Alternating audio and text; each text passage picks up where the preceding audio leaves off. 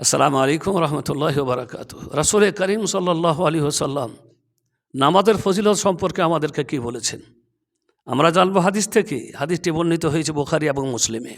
আবু হুরায়রা থেকে হাদিস বর্ণিত, তিনি বলেন রাসূল করিম সাল্লাল্লাহু আলাইহি ওয়াসাল্লামের কাছে শুনেছি, তিনি বলেছেন, আর আইতুম লাউ আন্না নাহরাম বিবাবি আহাদিকুম ইয়াকতাসিলু মিনহু কুল্লু ইয়াউমিন খামসা মাররাত হাল ইয়াবকা মিন দারানিহি শাইআ।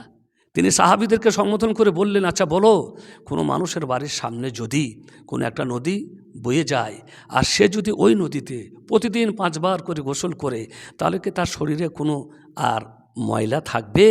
কালু লা ইয়াবকা মিন দারানিহি শাইআ। রাসূল সাহাবাগণ বললেন যে না, তার শরীরে আর কোনো ময়লা থাকতে পারে না।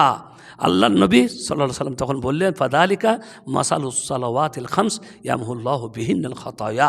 এটাই হচ্ছে 5 ওয়াক্ত নামাজ আদায় করার দৃষ্টান্ত, যে 5 ওয়াক্ত নামাজ আদায় করবে তার শরীরে আর কোনো ময়লা বা তার কোনো শরীরে আর কোনো নোংরা থাকতে পারে না।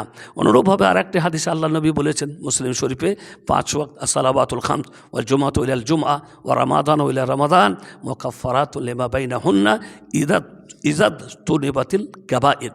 5 ওয়াক্ত নামাজ একটি জুমা থেকে আরেকটি জুমা এবং এক রমজান থেকে আরেকটি রমাদানের মধ্যবর্তী যত দিন আছে এগুলি সব কাফফারা হয়ে যায় যদি কাবিরা গুনাহ থেকে বেঁচে থাকে।